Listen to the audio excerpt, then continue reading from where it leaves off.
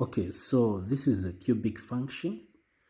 I guess if you have an idea of what a cubic function is all about, you can see that this is a cubic function. The standard form of a cubic function looks like what we have right here. Okay, now how do you get to know that you are dealing with a cubic function? The highest degree must be 3 power 3, or the biggest power must be 3. So if you can see here, we have x power 3. That means we are dealing with a cubic function. Okay, let me just give you some of the examples of the cubic functions. You can have y is equal to x power 3 plus a 2. This is a cubic function. You may also have something like y is equal to x power 3 plus 4x. This is also a cubic function. So you must know that the standard form of a cubic function looks like this. And some of the examples are like this, okay? Provided the biggest power that you're able to see is power 3. Just know that you're dealing with what? Cubic function, okay? So now let's try to answer, okay, some of the things or some of the examples that we need to know when it comes to cubic functions, okay? Okay, so we have understood what a cubic function is all about. So now we can try to answer an exam question, right? So if you can see nicely, the first question, let me read it for you. Okay, so they want us to find the value of k. Okay, so let's check the box. Okay, we have values under x-axis and values under y-axis. Okay, so now where x-axis is on the last column, we have got 6. So that's our x value. What is k when x is 6 or when x is equal to 6? So normally what we do here is to copy the number that is on top, okay? So we shall say, we first start with the function, that is y is equal to, we have x minus 3, x minus a 5, and x plus a 2. So we are saying, what is the value of k when x is equal to 6? I guess you can see where 6 is coming from. You just get whichever number is on top of the letter that you are looking for.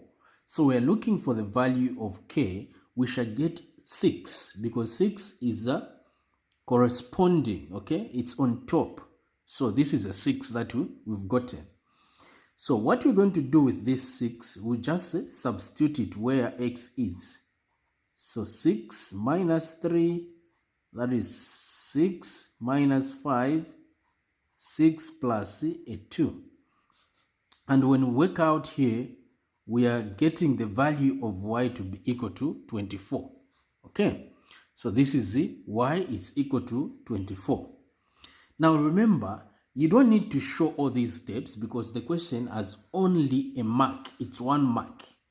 So the best thing to do is just to get your calculator. Remember, this is paper 2. You just copy what is right here. So this is what we are copying right over here.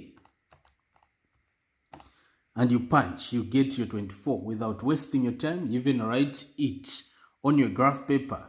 So I'll come back to this. We know that the value of k is equal to what? To 24. Okay, this is the value of k. Now, let's start graphing. So in order for us to graph, we need to start with the x-axis. You check. I'll tell you where I've decided to put this. I mean the y-axis, why I decided to put a y-axis here. So this is my y-axis. Okay, so if we can see, let's look at the scale. If we can see the scale nicely, they are saying using a scale of 2 centimeters to represent 10 units. Okay, on the using a scale of 2 centimeters to represent 1 unit on the x-axis for -2 is less or equal to x, less or equal to 6, and a scale of 2 centimeters to represent 10 units on the y-axis for -10 is less or equal to y, less or equal to 40. So I want to start with y-axis. I've decided to put my y-axis here because the scale for x-axis, it's starting from, if this is 0, this will be my -1, and it's ending at -2. To the right side, this is 1, 2, 3, 4, 5, and 6 right there. So this is my x-axis. I can also show it, okay, like this. I guess this is making sense. So you just say x. This is our x-axis. Now, scale on our y-axis, it's from where? -10. We have 10, 20, 30, and 40. Okay. Hopefully you're able to see. That's our Cartesian plane. Okay. So what you need to know is that from here to here, it's 2 centimeters. From here to here, it's 2 centimeters. Also going upwards, from here to this line, it's 2 centimeters. From here to here, it's 2 centimeters. So when they say 2 centimeters to represent 1 unit, meaning you're moving in ones, 1, 2, 3, 4, 5, in ones. And on the y-axis, they are saying 2 centimeters to represent 10 units. You'll be moving in tens, 10, 20, 30, 40, just like that. Okay. So now let's plot the points. We've got -1, 0. So you follow the x-axis. Where is -1? It's here. What about 0 on the y-axis? It's here. So if you were to draw a line passing or cutting the y-axis at 0 and also cutting the x-axis at -2, where are they meeting? They are meeting right here. Okay. We go to -1, 24. -1 is here. This is -1. And 24, if this is 20, 21, 22, 23, 24, it's here.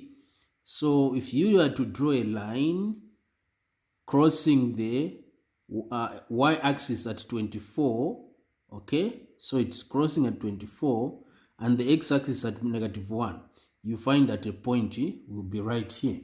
Okay, we go to 0, 30. X-axis, this is x-axis, isn't it? So now the line should cut x-axis at 0 and the y-axis at 30. So they will meet right here. We go to 1, 24. This is 1. 24, it's this one right here. We go to 2, 12. 2 is right here. 12, this is 10. 11, 12. 12 is over here. We go to 3, 0. It's over here. We go to 4, -6. 4 is right here. 6, 1, 2, 3, 4, 5, 6. 6 is over here. We go to 5, 0. It's over here. Next, we go to 6, 24. So we found the value of k to be equal to 24. So it's 20, 21, 22, 23, 24. It's right here. So we have the points. Now our job is just to join these points. So our joining must be very, very nice. okay, so that we don't mess up our work. And remember, you're supposed to use a pencil for this work, okay? So this is our graph. Very nice graph. So we even indicate that this is y is equal to x minus 3, x minus 5, x plus a 2, okay? So this is our graph. Now from this stage, we've gotten 3 marks already, plus a 1 mark, which we found the value of k. So we can even indicate that this is question 8a 1, that is k is equal to 24. For question 2, it's a graph. We have done the graph right here.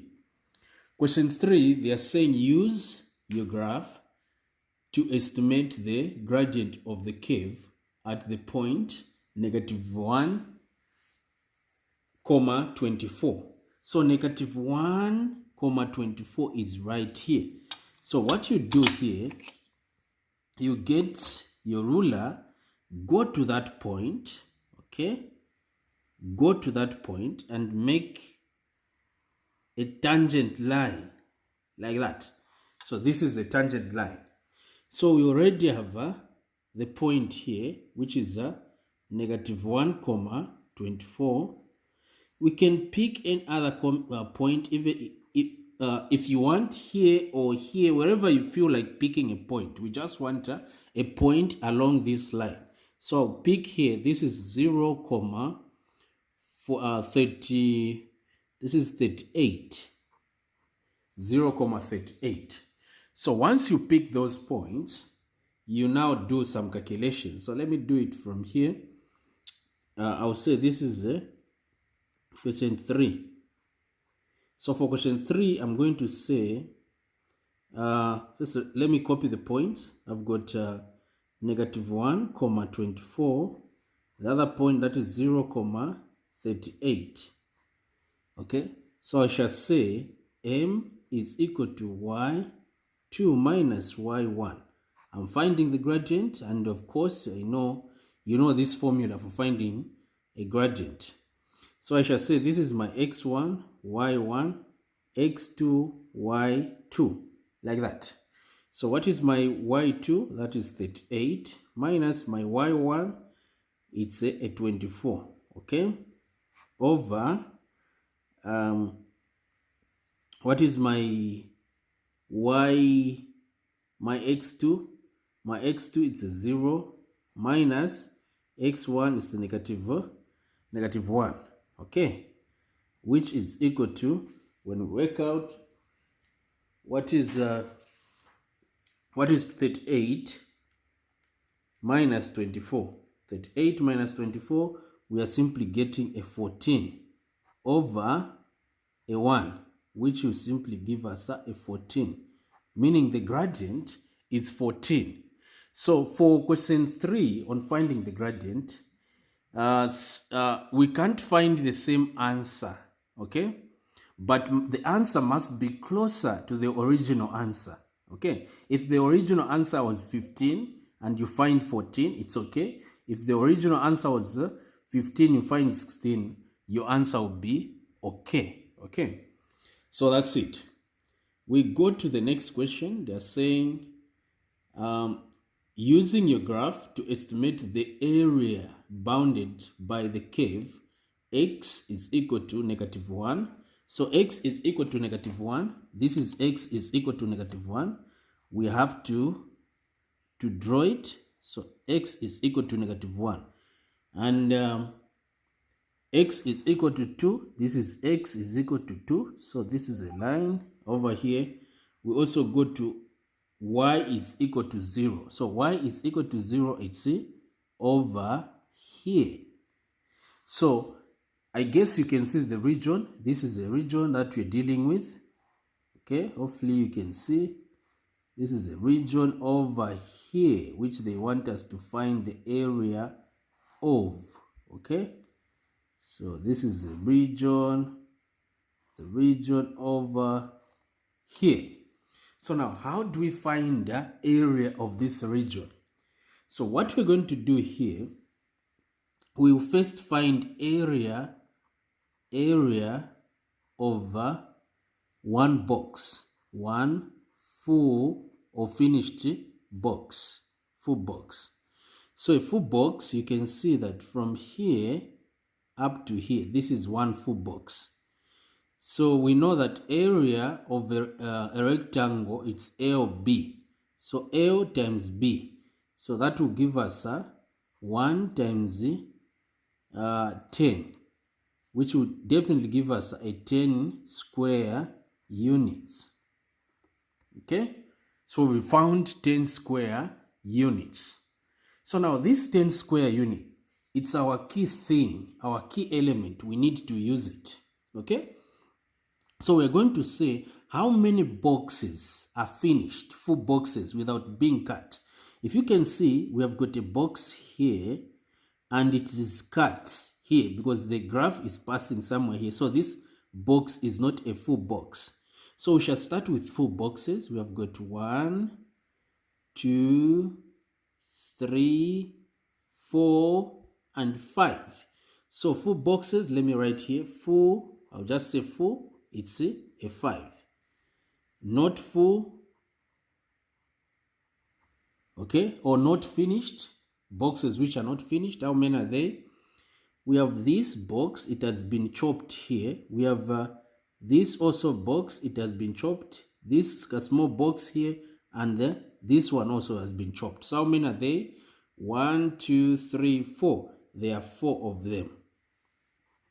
So what we are going to do now is to just get number of full boxes. It's 5. So we shall say 5 times the area of each box. That will give us what? A 50.